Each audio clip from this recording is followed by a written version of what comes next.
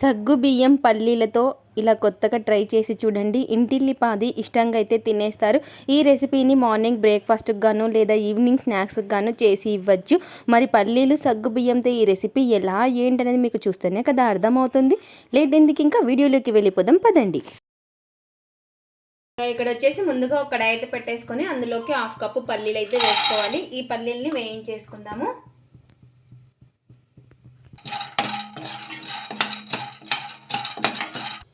ఇలా పల్లీలు కొంచెం వేగిన తర్వాత ఇందులోకి మనం ఏ కప్పుతో తీసుకున్నామో అదే కప్పుతో 1 కప్పు సగ్గు బియ్యం అయితే వేసుకోవాలి. 1/2 కప్పు పల్లీలు, 1 కప్పు సగ్గు బియ్యం కూడా వేసుకొని వేయించేసుకుందాము.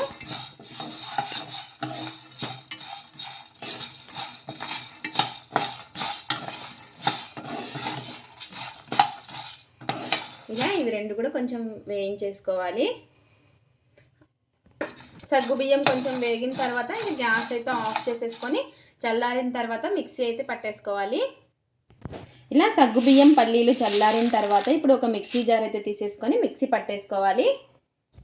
ఇప్పుడు ఈ సగ్గు బియ్యాన్ని పల్లీలని ఇంకా మిక్సీ జార్లోకి వేసుకుందాం. అలాగే ఇందులోకి పచ్చిమిర్చి కూడా వేసుకోవాలి. వేసుకొని మెత్తగా మిక్సీ పౌడర్ లాగా పట్టేసుకోవాలి. ఇలా ఈ విధంగా పట్టేసుకొని ఇంకొక బౌల్లోకి అయితే వేసేసుకోవాలి. ఇలా పౌడర్లా చేసుకున్న తర్వాత ఇందులోకి ఒక 1/2 టీ స్పూన్ అంత జీలకర్ర, రుచికి సరిపడినంత ఉప్పు, ఇలా ఒకసారి మొత్తం బాగా కలిపేసుకుందాము. ఇలా కలిపేసుకున్న తర్వాత ఇందులోకి ఉడికించుకున్న ఆలుని అయితే వేసుకోవాలి. వేసుకొని చేతితో బాగా స్మాష్ చేసేసుకుంటూ ఈ పిండిలో కలిసేలాగా కలిపేసుకోవాలి.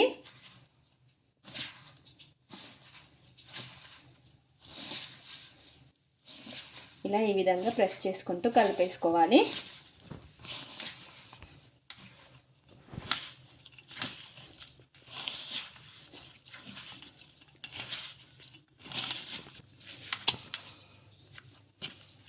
ఇలా ఈ విధంగా బాగా కలిపేసుకున్న తర్వాత చూసారు కదా, మనకి ఈ విధంగా ఉండాలి. మీకు ఒకవేళ ఆలు తక్కువ అనిపించింది అనుకోండి, కొద్దిగా వాటర్ అయినా వేసుకోవచ్చు, మరీ ఎక్కువ వేసుకోకూడదు.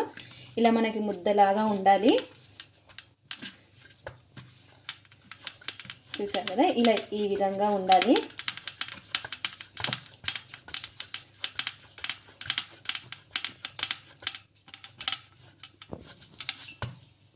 ఇలా బాగా కలిపేసుకున్న తర్వాత ఇప్పుడు కొద్దిగా తీసేసుకొని మనం చిన్నగా బాల్ సైజులో చిన్నగా చేసుకోవాలి.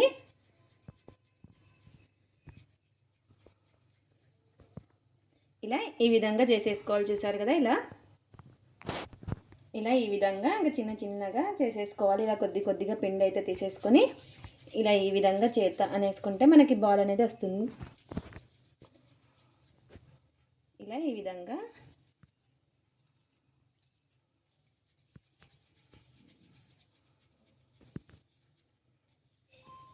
ఇంకా మనకి ఎన్ని అయితే అవుతాయో అన్నీ ఇదే విధంగా చేసేసుకోవాలి.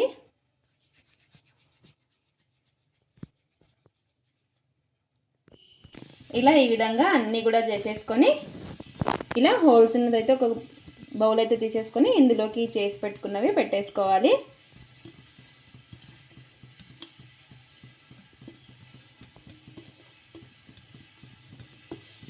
ఇలా ఈ విధంగా ఇంకా ఎన్ని అయితే ఉంటాయో అన్నీ ఇదే విధంగా పెట్టేసుకోవాలి. మరి కొంచెం దగ్గర కాకుండా కొంచెం ఈ విధంగా పెట్టేసుకోవాలి.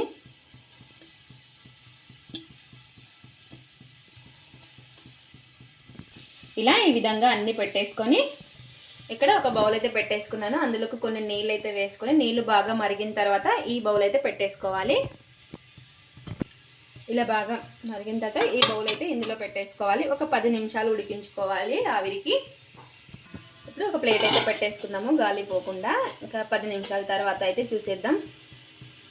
ఇంకా ఇక్కడ వచ్చేసి 10 నిమిషాల తర్వాత చూడండి మనకి ఇవి అయితే ఉడికిపోయాయన్నమాట. ఇంకా వెంటనే తీయకుండా కొంచెం చల్లగా అయిన తర్వాత తీసుకోవాలి. చూసారు కదా, మనకి పర్ఫెక్ట్గా కుక్ అయ్యాయి. కొద్దిగా చల్లగా ఉన్నప్పుడు ఇవి తీసి పెట్టేసుకుందాము.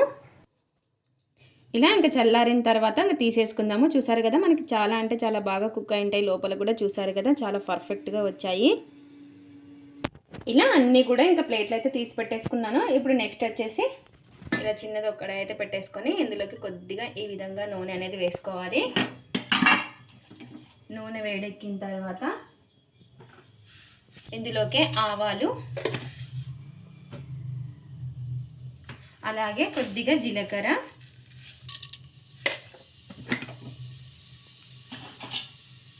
అలాగే మినప్పప్పు,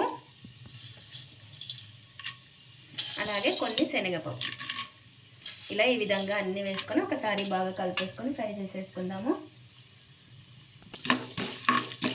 ఇలా ఈ విధంగా ఇవన్నీ కూడా కొంచెం కలర్ చేంజ్ అయ్యే వరకు ఫ్రై చేసేసుకోవాలి. ఇందులోకి నేను చిన్నగా కట్ చేసి పెట్టుకున్న పచ్చిమిర్చి కూడా వేసుకుని ఒకసారి బాగా కలిపేసుకున్నాము. అలాగే కొద్దిగా కరివేపాకు కూడా వేసుకుని ఒకసారి మళ్ళీ బాగా కలిపేసుకోవాలి. ఇంకా ఇందులోకి కొంచెం కారం, మీ స్పైసీని బట్టి కారం అనేది వేసుకోండి. ఇలా కారం కూడా వేసుకొని ఒకసారి మళ్ళీ బాగా కలిపేసుకుందాం.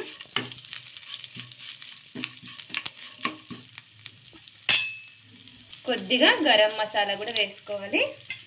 వేసుకొని ఒకసారి మళ్ళీ బాగా కలిపేసుకొని ఇప్పుడు మనం ఈ చేసి పెట్టేసుకున్నాం కదా, ఈ సగ్గు బియ్యంని బాల్స్ అయితే వేసేసుకోవాలి.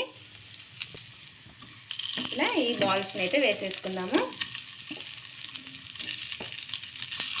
ఇప్పుడు ఇది మొత్తం కూడా ఒకసారి బాగా కలిపేసుకోవాలి, మొత్తం కలిసేలాగా.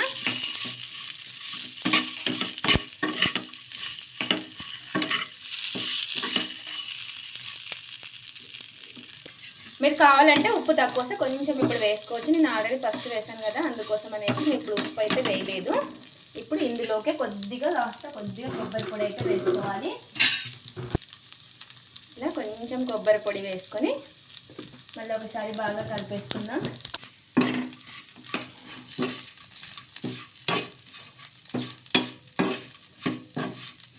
ఇలాగే కానీ తినచ్చు, ఏదైనా చట్నీతో అయినా తినచ్చు, ఎలా అయినా కూడా చాలా బాగుంటుంది ఈవినింగ్ స్నాక్స్ లాగా. ఇప్పుడు గ్యాస్ అయితే ఆఫ్ చేసేసుకుందాము. ఇప్పుడు ప్లేట్లో సర్వ్ చేసేసుకోవడమే. ఎంతో టేస్టీగా ఉండే సగ్గు బియ్యం పల్లీలతో గోలి ఇడ్లీ అయితే రెడీ అయిపోయింది. చాలా అంటే చాలా బాగుంటుంది. ఈవినింగ్ స్నాక్స్లా చేసి ఇవ్వచ్చు, మార్నింగ్ బ్రేక్ఫాస్ట్కి అయినా చేసుకోవచ్చు. చూసారు కదా, స్పాంజీగా చాలా అంటే చాలా బాగుంటుంది. ఏదైనా చట్నీతో అయినా తినచ్చు, లేదా ఇలాగే ఒట్టిది కానీ తినేయచ్చు. అంత టేస్టీగా ఉంటాయి అన్నమాట. ఇది ఫ్రెండ్స్ ఇవాల్టి వీడియో. మా వీడియోస్ కనుక మీకు నచ్చినట్టయితే లైక్ చేయండి, షేర్ చేయండి, కామెంట్ చేయండి, సబ్స్క్రైబ్ చేసుకోండి. అలాగే సగ్గుబియ్యం పల్లీలతో గోలి ఇడ్లీ ట్రై చేసి ఎలా వచ్చిందో కామెంట్ అయితే పెట్టండి. Thanks for watching. Bye bye.